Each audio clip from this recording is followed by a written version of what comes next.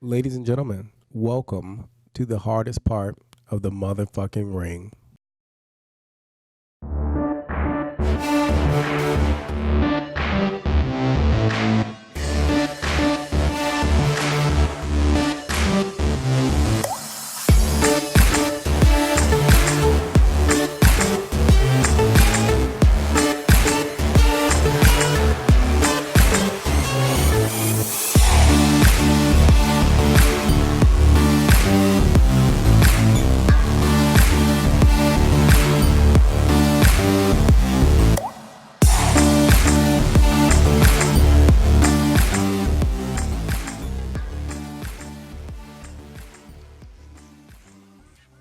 And we are back.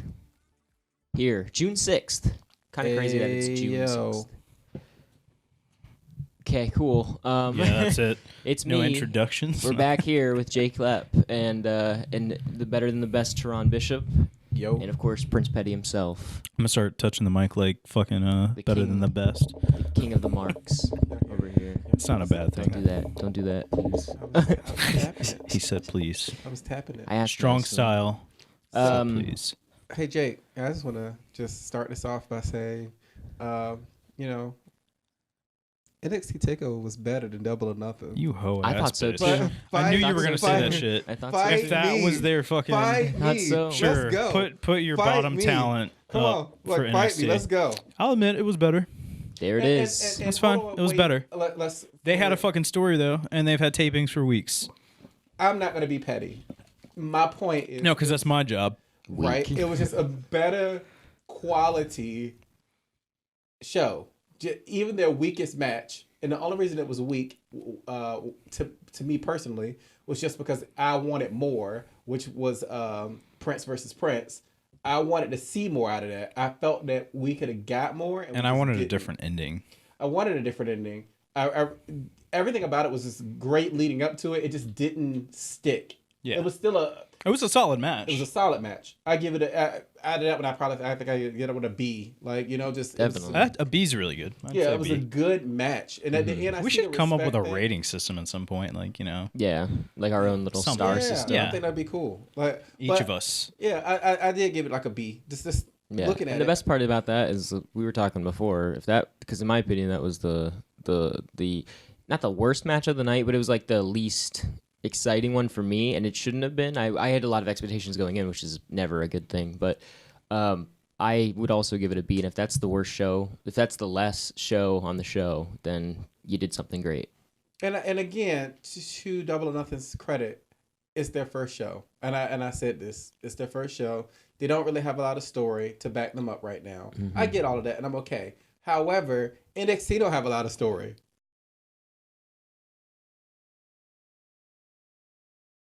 That's true. They only have an hour a week. They still have something though. I mean, they still have a lot of what AEW has, which is just the internet. I mean lot of that, their and you stories- have they still have television time. You know what I mean? They have some of these feuds were built up, like the Adam Cole and Johnny thing didn't happen overnight.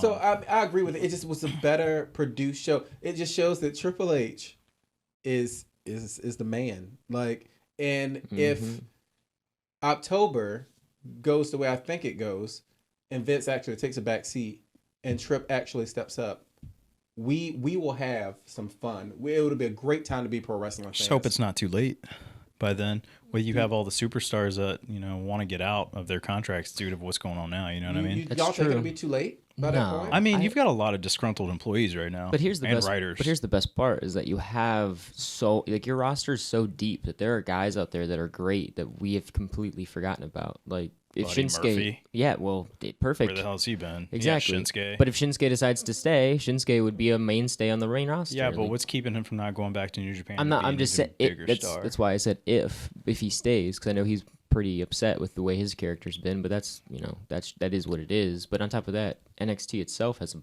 a deep roster.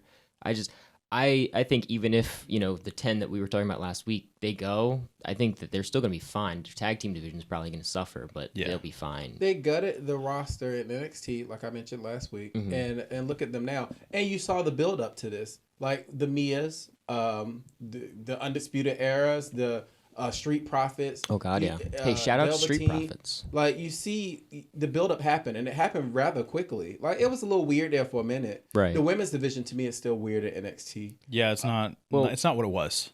No, but they built up at the end of that match, which I mean, Shayna Baszler still champion, but they built up. Candice LeRae's the next one in line, and we were talking about that last week. That Candice was probably going to dethrone her if anybody, with the same kind of build up as her she deserves character. it. She's been there forever. Just I mean, silent but deadly, man. But like getting into a little bit more of NXT. Speaking of great matches, Matt Riddle and Roderick Strong did not disappoint. No, not at all. It was a good match. I didn't like the ending. I don't agree with that ending. I would have why does Riddle need to win that match? I knew it. I knew he was going to say something like that because he had been talking about Undisputed all last week. What did you want to happen? I think it should have been. I honestly think it should have been an Undisputed pay-per-view because Knew it. with and here's why. It's not because like from the way the rumors are going, NXT is going to start losing people again once XFL starts. Yeah.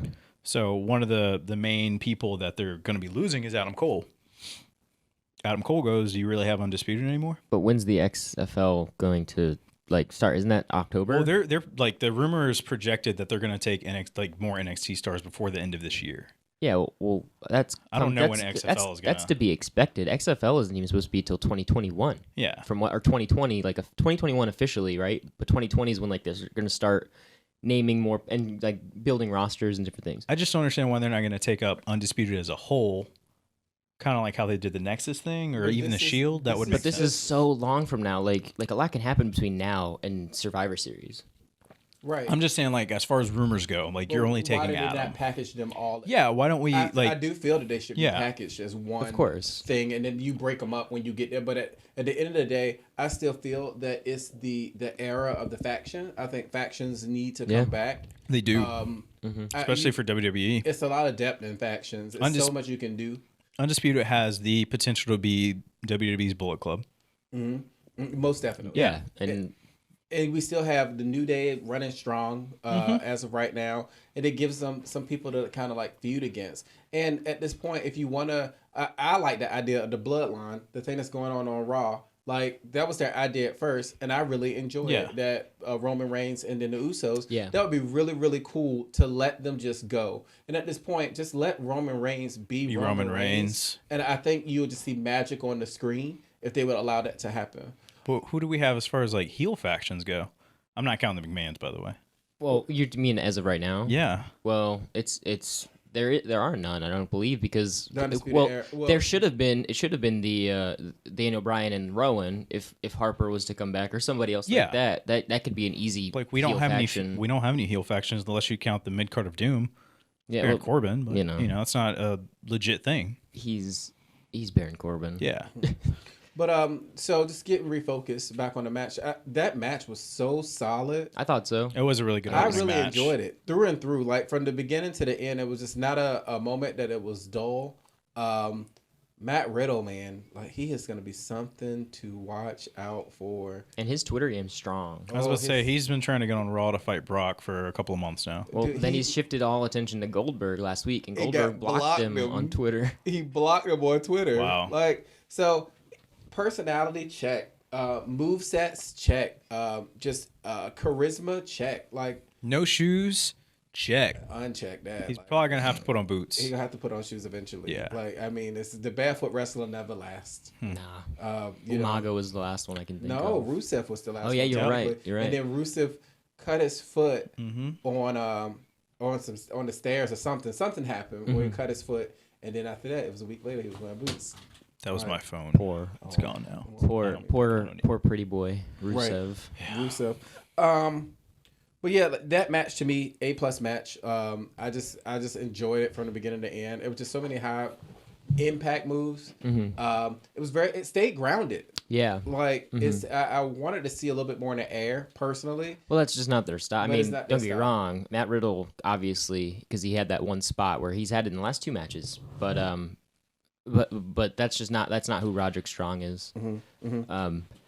I thought that was a solid opener too. I figured that was going to be the opener, and I'm happy that that's what it was. I was completely fine with the result. I don't see why Matt Riddle should lose. I really don't.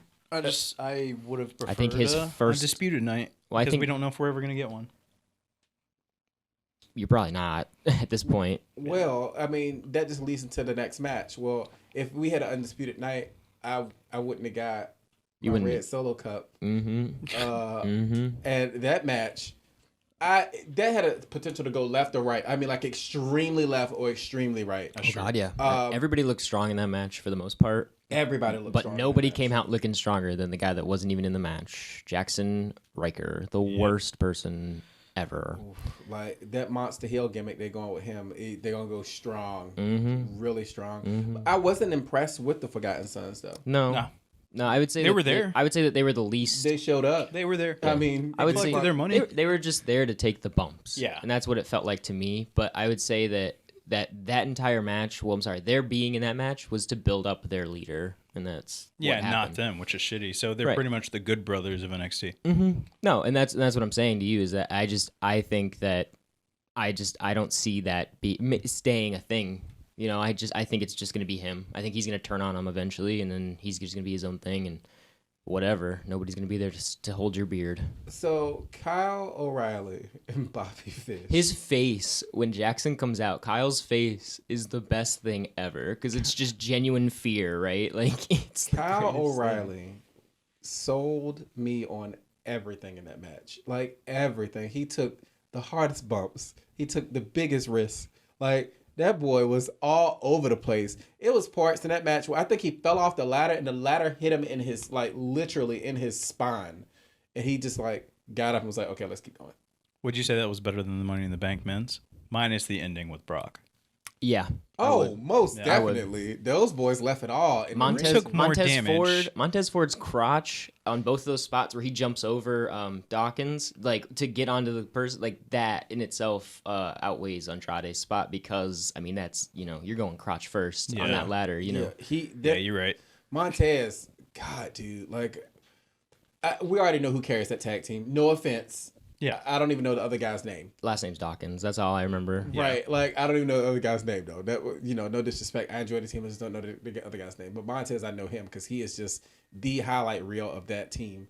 The ending, I wanted. I wanted more. I wanted something else to happen other than what happened was sweet. Mm-hmm. Yeah, I was like, yeah, like. Especially when they showed it from another angle, you saw exactly what happened, how he jumped from literally the outside springboarded onto the ladder. That takes coordination. Hell yeah. He killed it. But I just wanted to see something more than just a punch. Oh, okay. Yeah, I feel you. It was the actual move at the end to get him off was lackluster. Right. It was just like, all right, you did all of that. Like, I mean, we could have did a high kick or anything else. Anything else like that would just been like dramatic. Like you just did the most dramatic thing ever, and you just ended it with like a right hook, and I just wasn't really super impressed with it. Be like that sometimes though. Yeah, but what I also noticed was Kyle O'Reilly doing his thing. I thought he actually got hurt, but Bobby Fish. When you look at the pictures, I posted pictures of all the champions basically. You look at him in the picture with Adam Cole. He got the arm. There's an arm brace on. Yeah. And I was looking for injury reports. Nothing. And I saw no injury reports. He could have just strained it and they just had to wrap it up. I mean, I'm sure we'll find out more, but because I mean, like we knew as soon as Ciampa got hurt. WWE's. Ciampa. Oh yeah, we didn't even talk about him. He came out. Pre-show. Yep. He was super like hyped. Yeah. Well, it seems to me that he's coming back, and when he does come back, he's babyface, which I've said on the show before. Mm-hmm. But I was happy to see him. Does he come back to NXT, or do you think he goes to the main roster though? Oh, he'll go to the main roster. He was already on the main roster before. I mean, so was Johnny. So, well, we'll get to that in a minute, but I wanted to go back. One last spot I want to talk about was that double suplex with the ladder, Oney Lorcan and Danny Burch, who I love. And I'm sorry that I completely discounted them. They were amazing in that match, too. Now, Forgotten Sons was the ones that's the bottom of the tier for me. Yeah. Player 1 and Player 2, the best. Like, they hit hard. Yeah. They have great chemistry. And I remember when that team was getting... when they almost beat Kyle O'Reilly and Bobby Fish. I remember when they were coming together though, and you were just like, right? They were just shoehorned. Yeah, like they made it work. Right, it was a Cesaro and Sheamus type deal, and it works. Yeah, they can't break that up. I will say this about Oney Lorcan particularly. Every match I watch of his, because on the outside you're like, what? He looks like a My player on 2K or something. Yeah. he impresses me every time. He knows his style. He knows how to get a crowd behind him, and I love him as a babyface. I think he's kind of like a tweener on 205 Live, but on NXT, he's a babyface, and he does such a good job. And in that spot with them, too, I mean, there are guys on NXT that you can really rely on to give you a good match, and I think that's a big testament to them, and I think Triple H also thinks that, too. Yeah, and they're a good team. If they would have climbed the ladders and won those belts, I would have been okay with it just for pop purposes. Oh, yeah. Just because the audience would have went crazy and they would have never saw it coming. Ever. Yeah. And I would have been okay with that. So grats again to Street Profits. Now let's move on to the women's match. Okay. Before we get to Dream. And I think we talked about Dream and Breeze already, but let's do the women's match. Because, again, your boy, Jake was right. I was right. You know, I was 4 for 5 on this pay-per-view, and I'm cool with that. The Genie of the Sky, Io Shirai, like... Shit, he were 4 for 5. God damn it. She was impressive. The whole match, she didn't get buried. Nope. She didn't get played. She wrestled as hard as she took Shayna Baszler to the limit. Oh yeah. And I enjoyed every bit of that one. Mm-hmm. Like I wanted Shayna, I kind of wanted Io to win, but at the same time I understand like if Shayna wins, that keeps her in place. And I'm just looking for the long term right now. Yeah. They don't have a plan for her. And every time we send a wrestler to the main roster, they get Thanos'd. Like, and it's over. Like, you know, we forget about them and they lose who they are. She'll just be part of the Kabuki Warriors. Right. And F that, dude. Yeah. Like, I don't want anything to happen like that. Japanese experience. But Baszler, just solid performance from her as well. Yeah. And you could tell she was getting pushed. Oh, like, totally. Yeah, totally. She was having a good time. Candice LeRae, y'all said she's probably up next. Mm-hmm. I thought that she was kind of teasing a little bit of a heel thing from what I saw. Candice LeRae or Io Shirai? Well, a little bit of both at times, but mostly Candice throughout the match. Really? Because she came out and she had the weapon. You're right. And I was like, you know what I mean? I had that look, like the 2 eye emoji. I was like, oh my God. That was more so to defend. Right. Io, right, but I felt when the whole time when they were cutting promos leading up to this, something didn't sit right with me and her. Like I felt like she feels that she should be the one in that space, and I just was waiting for her to like turn, screw this girl over. Yeah, and she didn't, and I was like, right. You're just like, why though? Like, or you're like something's up here. Mm-hmm. Another thing too was Io Shirai did the Charlotte Flair thing with the kendo stick at the end, and then she hit him with the with that awesome moonsault because again she's the with genius the chair, right? In the sky, right? No. Hers was a kendo, and then Candice came in with the chair, or maybe Candice. No, she had the chair with the flip, she held it. Yes. She held the chair. Yeah. That was impressive. Yes. Yeah, that was impressive. Yeah, that was some ECW shit. You don't see a lot of women. Doing stuff like that. That's her thing, man. She's crazy. So I think from here on, Candice probably's next in line, but after that, to see a Candice Io thing would be dope. Yeah. What does this put Io? Right now? Well, that means she's probably in the back of the line. No. I mean, where does it? What do you feel? Where's her allegiance? Is she heel or is she face? Because I don't. I have no. At this point, I think everybody snaps. I think she's still face. Yeah, she's still face now. She's not like Shinsuke did. We'll see though. We'll see. That's the best part about NXT is that after shit like this, you never know what's gonna happen. She beat her ass. Mm-hmm. Like I mean, she beat her ass to that kendo stick. I applauded. I was excited because Shayna Baszler needs to be demoted, humanized. Yeah, like she's been running through them. Yeah, and I think the dangerous part again when you build a wrestler like that, you get the Asuka effect where they seem unbeatable, right? And then when they go to the main roster with a Nia Jax or somebody established, a Charlotte or a Bayley, then what do you do with them? Because these girls are also badass as well. Mm-hmm. Yeah. So you can't just push these girls over. Mm-hmm. Yeah. So and she's going in as a heel too, so she can't go in as a monster heel against a Charlotte Flair, which is Ric Flair's daughter, and really win. Yeah, I can agree with that more. I can see exactly what you're saying. Personally, I would like to see Shayna go in there and just be badass on the main roster. But you never know because Ronda Rousey might come back and then she'll take, the co-pilot seat to Ronda. She comes out with that ugly ass baby, yeah. Yeah. God, that baby probably gonna be real ugly. Oh yeah, it's gonna look just like fucking Travis. It's gonna be gross. Yeah. It's gonna be It's gonna be Bret Hart's protector.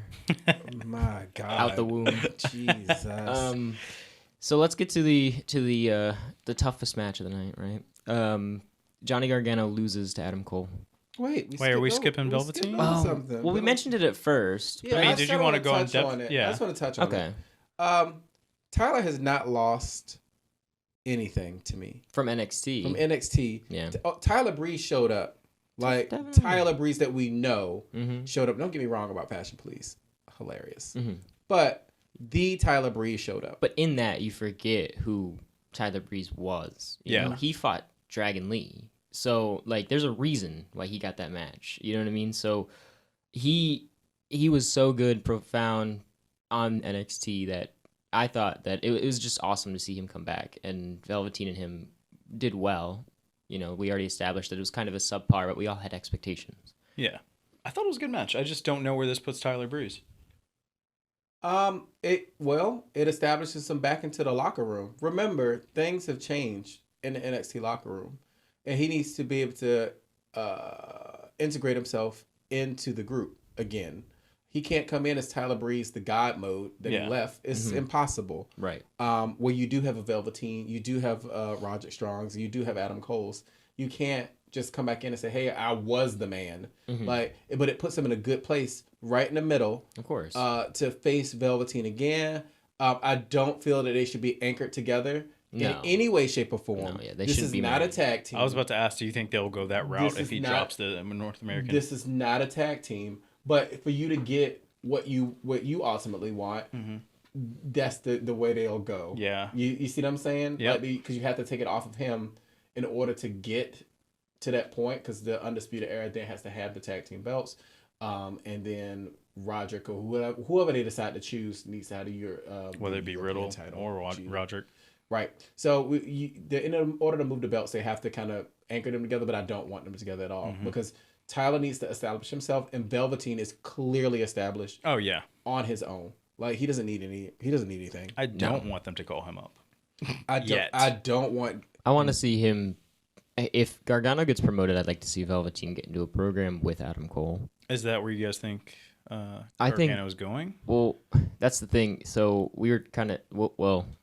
I guess we should just move right into it, right? So I think that after this loss, Johnny's probably going to hang around because I still think, like what you said last week, I still think he's working hurt. I think that they're not going to do anything with him until he's 100%. Yeah.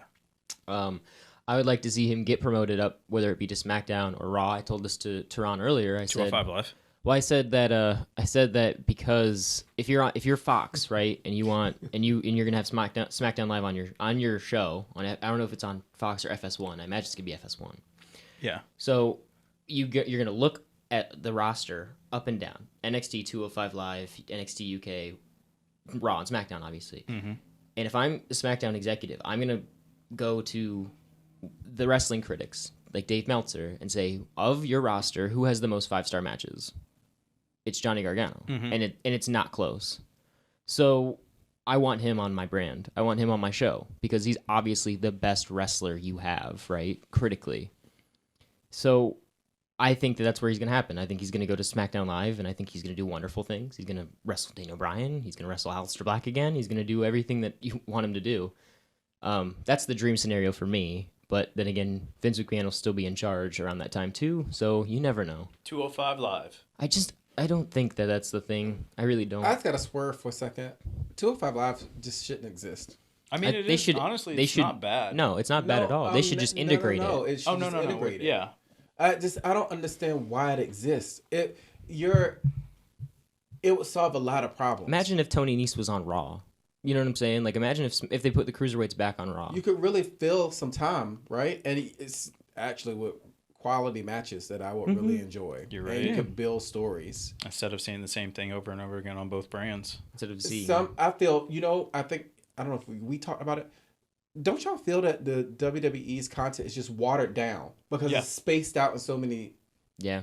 Well, it's a continuation of Raw. That's all it is. Yeah, SmackDown's a repeat show, but I also feel like they're I think with the fake brand split and having this new their wild card rule, it's the same people consistently getting the same screen time. When you have so many people on your roster that you could use, instead of just throwing them all out at this 24/7 title, like you have other storylines you can build, and they're just not doing it. Like they're just it's a repeat Monday and Tuesday. Yeah, And it's annoying because you do have you have your EC3, you have fucking Aleister Black. Who knows when he'll debut? EC3, Jesus. Yeah, dude. man. Oh, His Instagram God. and his Twitter are fire because he is disgruntled, and you can tell. His Instagram and his Twitter. Have you followed at all? well, I saw the video. CJ sent me a video, and it was him just not caring about his entrance. Where he was just like, "Fuck it, E, C, and fuck Yep. it. Let me just go down." Yeah. Like it was just the greatest thing. The cup. The solo cup. The solo cup. He was like, "Have a great Raw," and He just has like that face where he's just like, "Fuck this." Yeah, dude. Like, and how do you get to that point where this is one of the most exciting signings that you had? Oh yeah, I wanted him to be in the Rumble after he Yep. signed. Like I was super excited. To this here. Like, this is like a joke. He might as well be Derek Bateman again. He doesn't Yeah, you're even- right. You are absolutely right. He is not EC3 in this brand. He is Derek Bateman again. Best part is that he doesn't even have any NXT highlights. Nope. Well, less that He was only there that for North American 5 title months. match. That's pretty much it. That was a good match. But he That took was- the bumps. Yeah, he He did. was the Forgotten Sons of that match. Oh God, you're right. So like he really hasn't done anything Free EC3. aside from being killed on Raw by Yeah. Braun Strowman. I'm no, sorry. no, So you're good. The Adam Cole match. Y'all said last week when we all was sitting down that y'all didn't think that they could top their first one.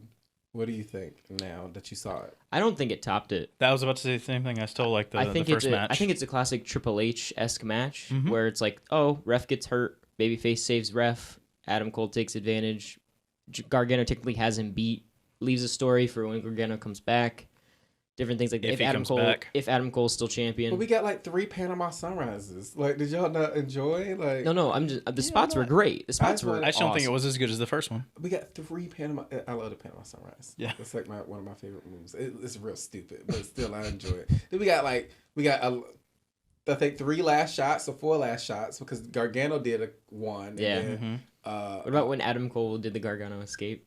yep, Yeah. That was awesome. Yeah, like so it was a lot of good stuff in the match. I'm sorry y'all didn't feel it. Super topped kick party. It was definitely a super kick party. We had a super kick party.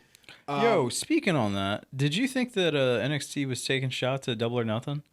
I don't think so. So the beginning of the match, the announcer said, "This is your alternative that you should be watching yellow brand wise," and the pre-show.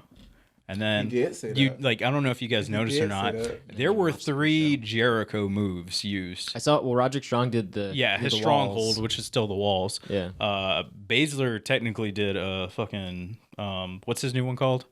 Oh, the left hand thing, whatever it is. You know what we're talking about. Yeah, left arm. his Judas. Yeah, the Judas effect. Yeah, the Judas effect. And then what's the other one that Jericho uses?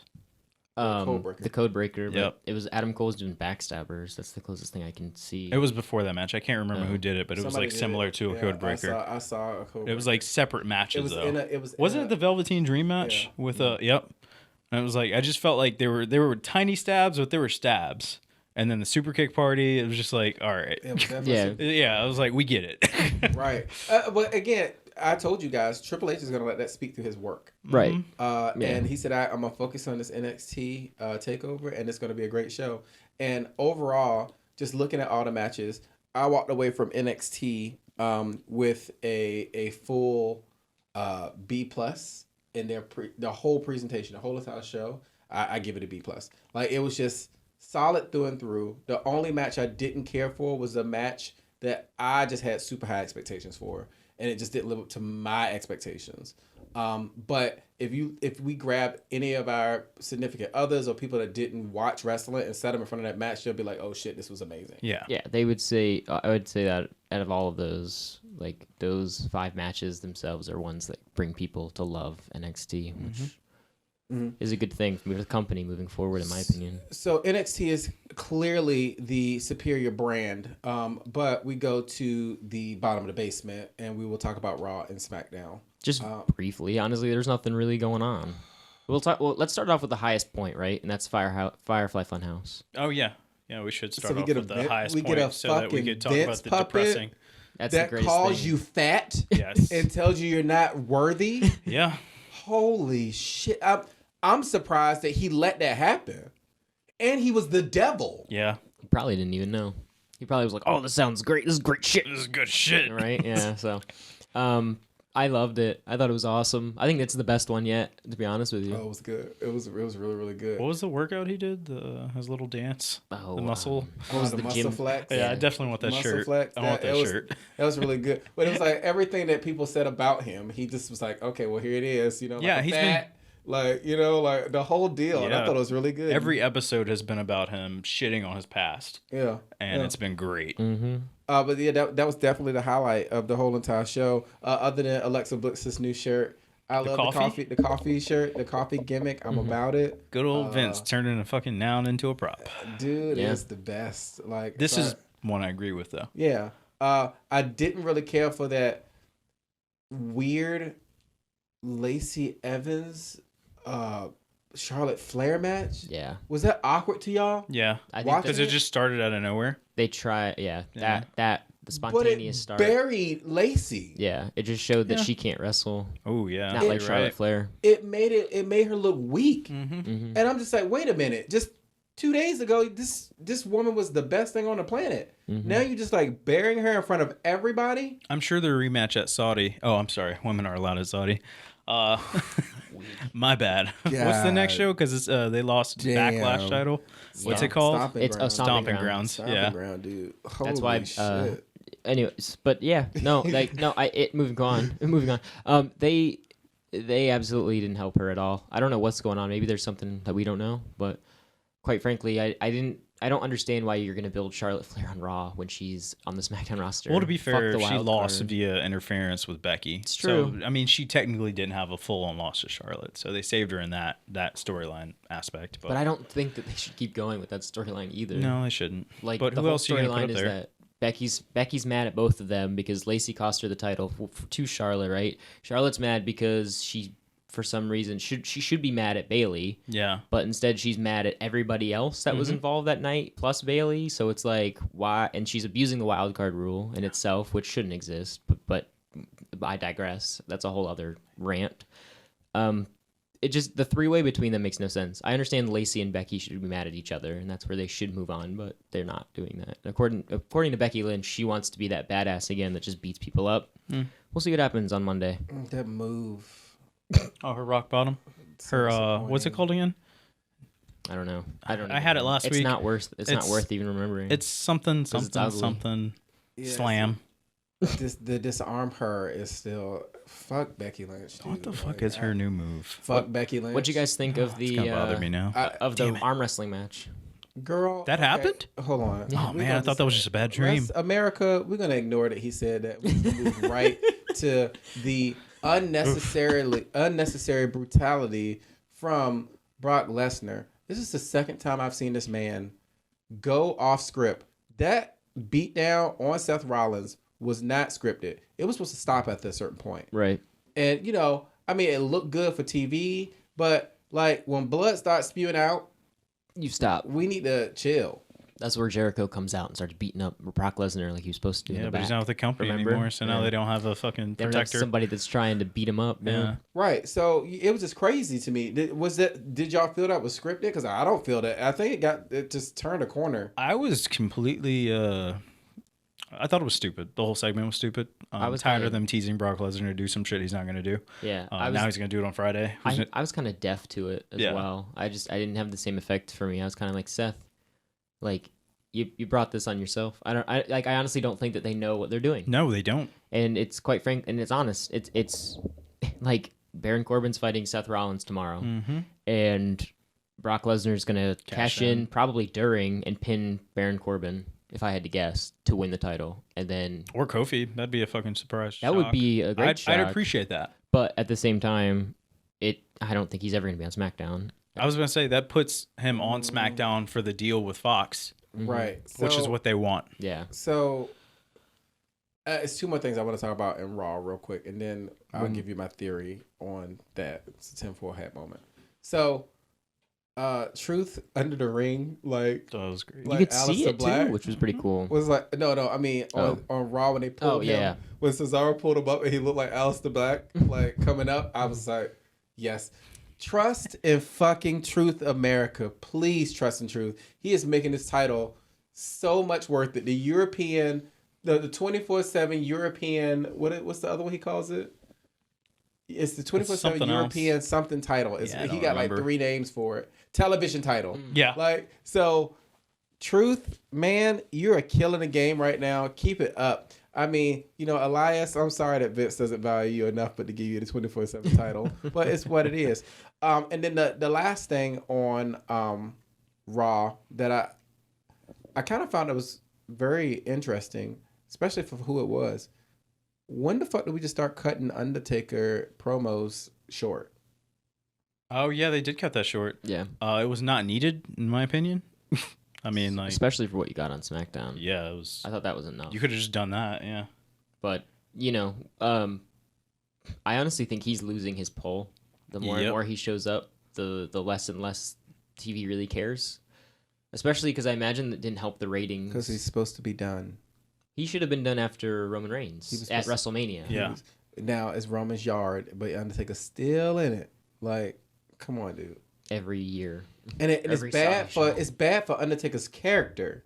Like, I want to keep taking L's. Loses his mystique. Well, like he beat John Cena, and then that was probably the last strong Taker moment. But that was a 5-minute match. Horrible last match. It was a 5-minute squash of John Cena. Yeah, it was a squash, and it was like. Did you see the big boot he missed? Yeah, I remember. Yeah, it was like. But no, I agree with you, Teron. I think it's because he's losing his pull. I think the character itself is just it needs to rest in peace. He's literally dying in front of us. Yeah. Mm-hmm. I thought that what they did on SmackDown the following night was better. Yeah. I'm not saying it was like great. Like I'm excited that these two are going at it, but I'm happy that I'm glad that was the last thing. I'm glad it was Goldberg speaking, kind of like "You're next." I thought it should have ended after that, but instead he was like, "You're next to rest in peace," and then that was it. And I was like, Goldberg, you didn't have to do that. That was. And then we float over to the blue brand. That's our gateway in. The repeat of the red brand.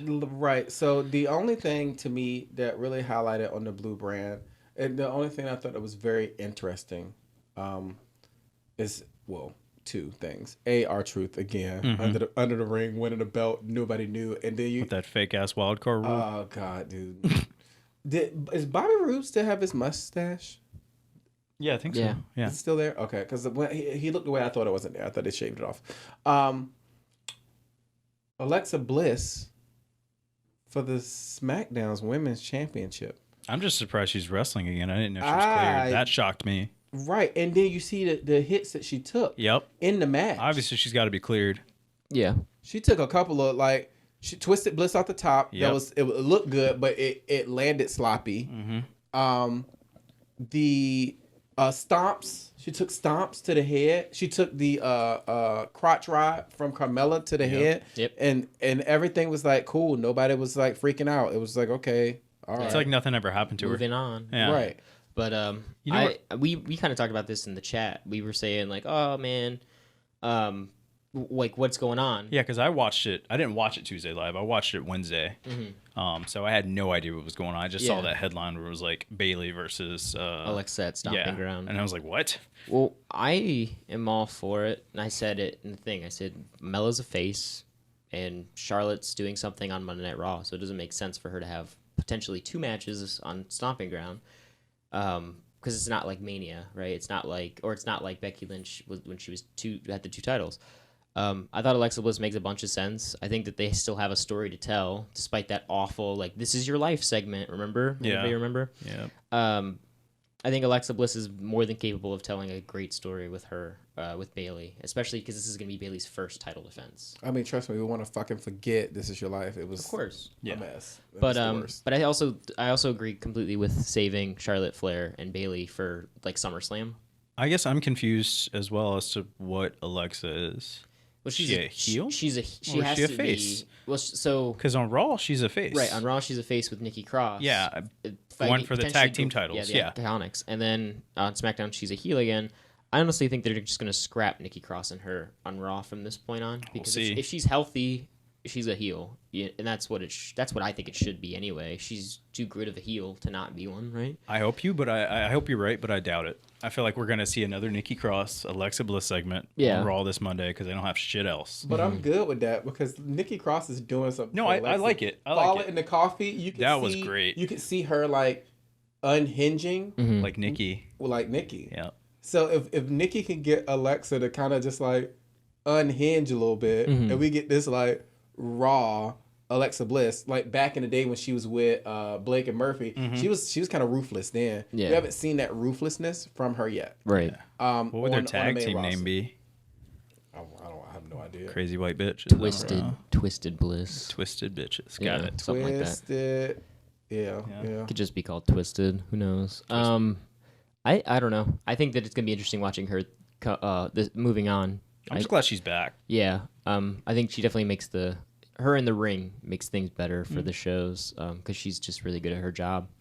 The other thing on SmackDown that I don't think it's worth mentioning, I guess, but it was Andrade not really wanting to compete against Apollo Crews. I thought that was a pretty cool character thing. Kind of like, I'm too good to wrestle you. But it was completely disrespectful. Yeah, I'm happy you brought it up. Completely disrespectful to Apollo Crews. Oh, of course. That was written that way. Yeah. And Apollo Crews is a great competitor. Just never had the real chance to really showcase. He is on that rumored list as one of the disgruntled leaving. That's fine. Yeah. Bye. He should. I applaud him for leaving because they don't appreciate him. Yeah. Well, it's funny because everything that they've done with him, aside from like Titus Worldwide, has worked. Like that muscle off between him and Bobby Lashley, I thought was good. I thought that was good stuff. He has the Vince McMahon build, and he's athletic as hell, so I don't understand why they don't use him. Because he's black. Facts. I didn't want to say they can't have too many. They got Kofi. Weak. And R-Truth. Yeah. So, but R-Truth is Vince's fucking buddy though. And you got the Street Profits. It's too many. It's too many blacks for it not to be Black History Month. To have titles and running around here with a whole bunch of power. Yep. That's sad. Like that's sad. That's the first thing. When I said it, Keith instantaneously agreed, and you knew you didn't want to say it because it's just the truth. It's true. Yeah. And that sucks that we think like that. Right. You know? Yeah. That shouldn't be. That shouldn't be. Not at all. But the fact that you're saying it now is like mind blown. But yeah.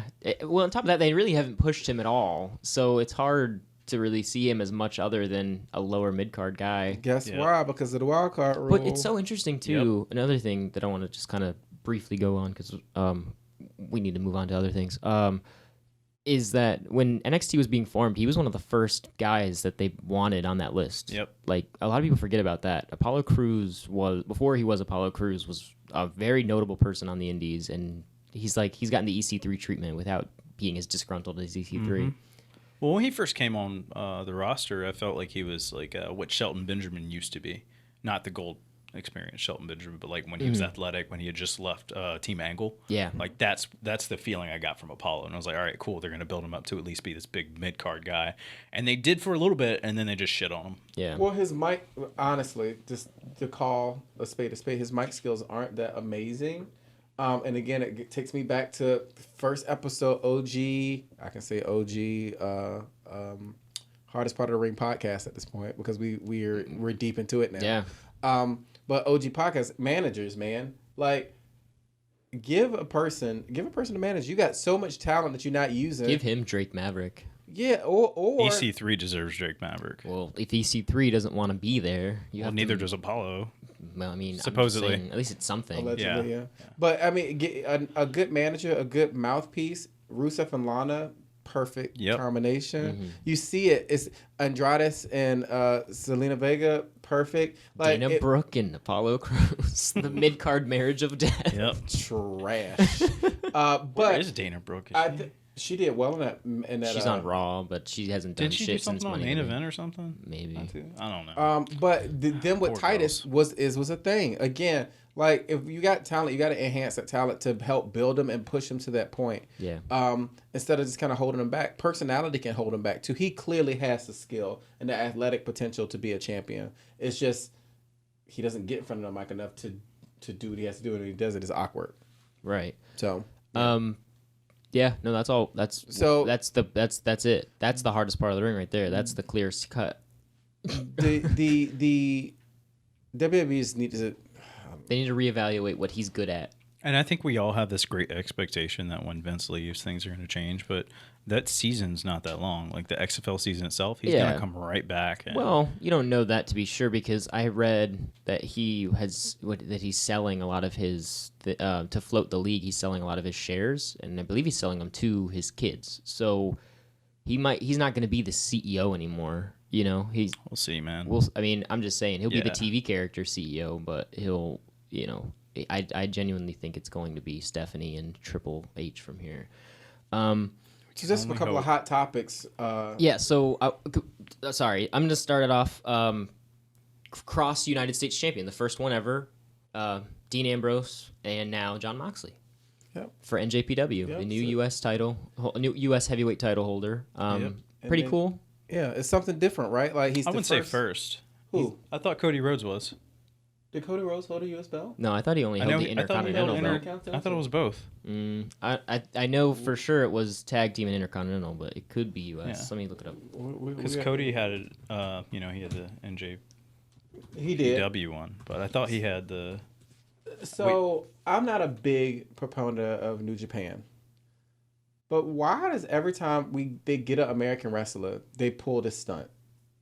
Oh, you mean like they have them win that title? Right.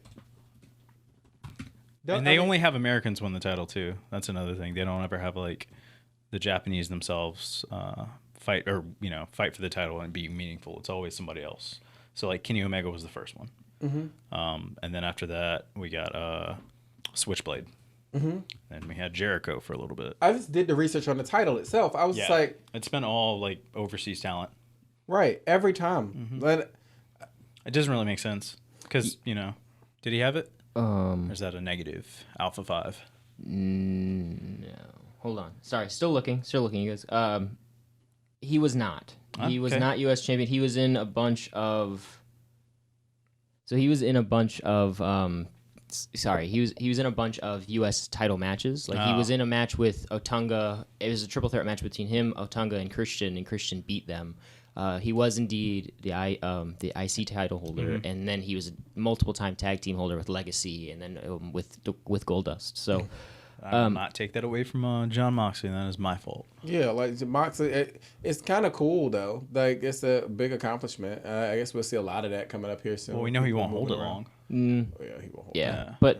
But I think this also reaffirms the fact that he's one of the biggest names on the indies, and rightfully so, right? Yeah. So I think that he's the obvious example of the success waiting for others outside.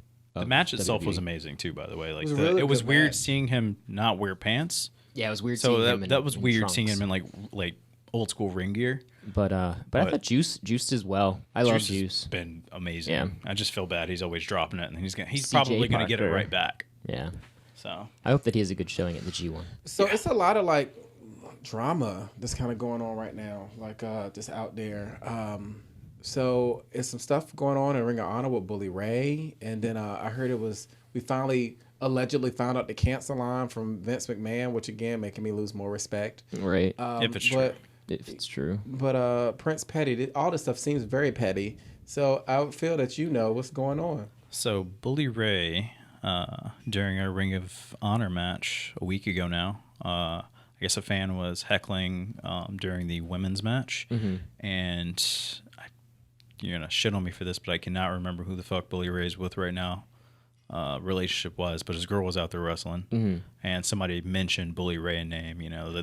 The fan was like, "Hey, you're a piece of shit. You're married to that fat fuck." Something along the lines of that. So he brought him into the back. Yes, he brought him into the back. Several other fans around were saying he was just, being a normal fan, heckling the heels and shit like that, like you're supposed to do. One of the girls also spit on him, which there's been no repercussions of that. So they brought him into the back, which is something, talent does need to do. That's why you have security. Right. So it was a power move on Bully Ray's part.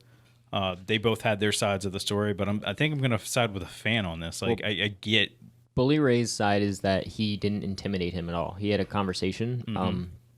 He tried to recount the conversation on Twitter, and it was about as like cookie cut as very generic. Yeah, exactly. Yeah. So he's kind of like, this is a business. You got to leave our lives out of this kind of a thing. And I guess according to him, the fan was very rude to him. The fan said Right? in his account was that it's pretty much what Bully said, where he was like, he brought him backstage, which the fan thought was really weird. He didn't know what was going on, and Bully came out and spoke with him. And his response was, "Yes, sir. I'm just gonna go back." Oh, But the whole thing in general, it didn't need to escalate to where talent is bringing back a fan to lecture him, and that's the whole reason you have security. yeah. Not to mention the man got spit on, and like he even said something about that. Nothing's been done to the talent. No, of course not. And you pay money to go see these shows, and their job is to entertain. Now it's a line, And I was about to say there is definitely a clear line, but I think he didn't break that line. right? You can say, just for example, just talk about the line. An NBA player the other night got pushed by a By fan. the part talking about? owner. No, he Yeah. got You're pushed talking by about the Drake. Oh yeah. no, like last night, the part owner of the Warriors lightly pushed Kyle Lowry, the starting point guard for the Right, Raptors. yeah. So with that being said, that's the line. Yeah. But Physical if is you always talk gonna be the shit line. to somebody, or if you have some words, long as you ain't like just completely just disgusting, like it's a part of the culture. Yeah. And I don't feel that it's correct for Bully Ray to Blake's point. That's not his job. No. Right. That's not his role. Right. Well, he sees himself as this like Ring of Honor savant, right? Or like this locker room guy. So he's like, I'm gonna protect mine. And I'm like, dude, you've been in the business this long. You know There's better. No reason No at reason all. you should have done what you did. Bully. Right. Now, I mean, it gives him some publicity. I guess Ring of ROH, Honor does need yeah. something. I mean, I Right. don't know if you guys saw the pictures of the seats that have been released. Like they're not selling out of anything anytime No. soon. No. And well, guess what? More reason for Jay Lethal to leave. I'm just saying, Fingers like, crossed. like AEW, Yeah. that's what happened. And we talked about this. What I asked you guys before, what happens to Ring of Honor? Like, Ring of Honor, I hate to say it, dies in the mix of It gets bought out eventually by Yeah. Impact or All Elite or Somebody else. WWE. Yeah. For honest sake, because imagine all the film they could put up from Ring of Honor's database on the network. Well, Oh my WWE's God. already using it. Yeah, well, they used it for the for Daniel Bryan's little package, Yep. and then they've used a bunch for Seth Rollins back with AJ. So they have a good relationship, but you never know. So I think that's interesting. I think that entire situation is interesting because like who's right and who's wrong. I think we all kind of side with the fan on this because why, like you said, why security? And if I'm gonna get spit on, like fuck that, Yeah. But moving on from there, what was the line? Like this has been killing me. You guys mentioned it at the beginning, and I'm kind of in like. So this well, is what was it? this is all allegedly speculation. We don't know. Chris Jericho's come out and said that what this fan said or what this whatever got leaked on Reddit wasn't the line that Moxley said, but it went along the lines of it was around when Dean Ambrose and Seth Rollins were obviously feuding after Roman Reigns. Yeah, taking the lead. and here's why I kind of like I think Jericho might be right because the word "kill" was used in it, but he was like I'm gonna kill you this Sunday, like God's gonna kill Roman Reigns or something. It was something like that to that effect. And WWE is good on not using words like kill and war and stuff Yeah. like that, so that's why I feel like it wasn't used. But I could also see Jericho leaking something that would have been like that just to keep the podcast and all that stuff running. He's done shit like that before. Mm-hmm. So I feel like if that's the route, and again, I feel like if that's the route that Jericho's taking to get pubbed, then that's fucked up. but I don't think.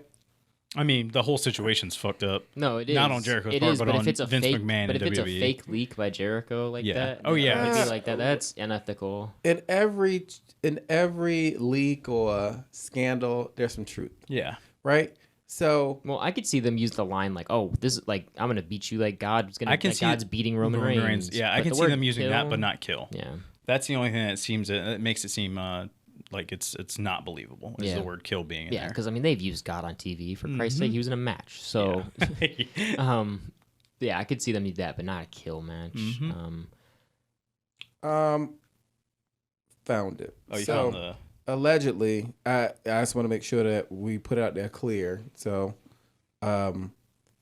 this is what was said. I don't know who's more of a dead man walking, Seth Rollins or Roman Reigns. The only difference is I'm going to kill Seth and God's going to kill Roman Reigns. Oh my God.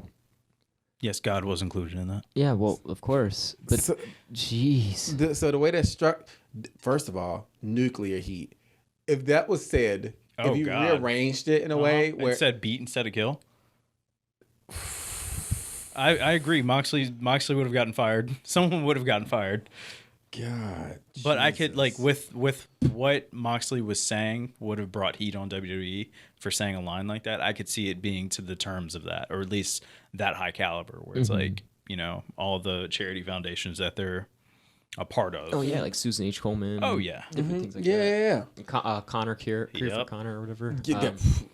Yeah, they couldn't. It's no way they could have got away with. Nope. With it. Now again, if that's leaked, like, and that's, I feel there's some truth in that. Yeah, it had to be something to that extent.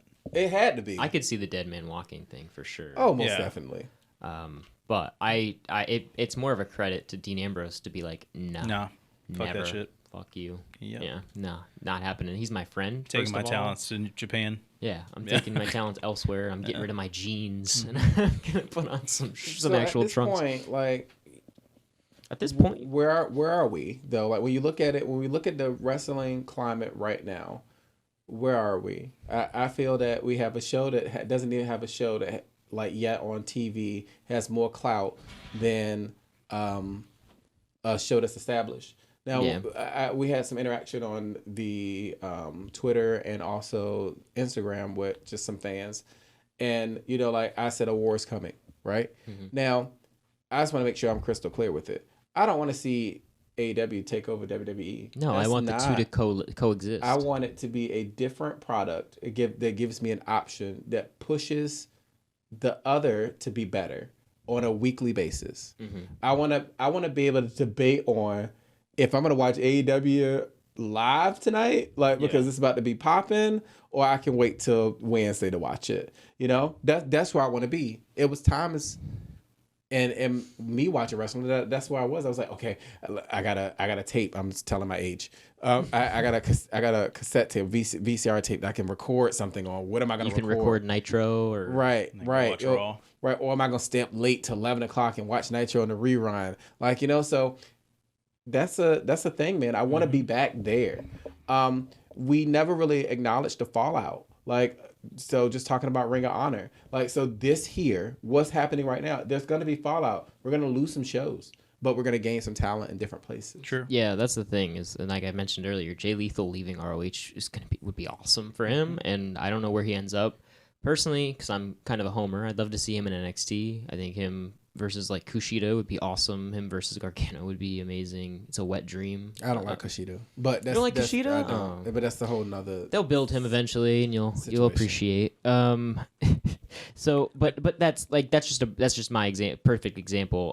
I know Bully Ray on Talk Is Jericho has said that he probably won't come back, or if he does come back, it's as a producer. Yeah, he won't come back in a talent role. Yeah, and he said he sounded like he's open to that. I mean, Vince McMahon and him have a relationship. And I mean, honestly, in Ring of Honor, he's kind of he's a dwindling down. Yeah, so he's not in the front of the lines anymore. Mm-hmm. He's gotten his time out now. He's just trying to build up people. Yeah, which is cool. Yeah, he bullies like Flip Gordons, and then they're popular on their own. I think that if I feel bad for Colt Cabana, right? But oh well, it is what it is. Oh well, yeah.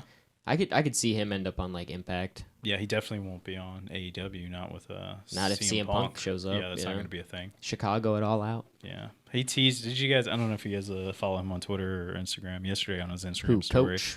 Yeah.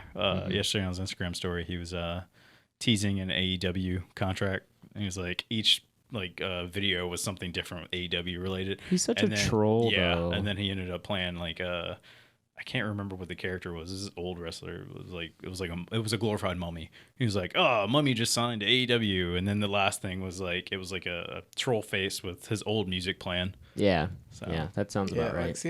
I mean, at this point, he needs to be careful too because he doesn't want to lose his luster. Like we're excited for him, but it's a difference between keeping us built up and then trolling us to death. True. Yeah. Well, he's got that commentator gig, but he's not going anywhere anytime soon. I mean, I'd love to see him at AEW, but well, it is what it is. Like I said, I think we're all kind of at the thing. The Colt Cabana lawsuit kind of made me lose some heat for him, but it is what it is. I mean, he's still arguably one of the best in my opinion. Best in the world. No, that's Shane McMahon, dude, to a T. Best in the world. So nobody's better than the best, though. I don't know. Shane McMahon is the best in the world.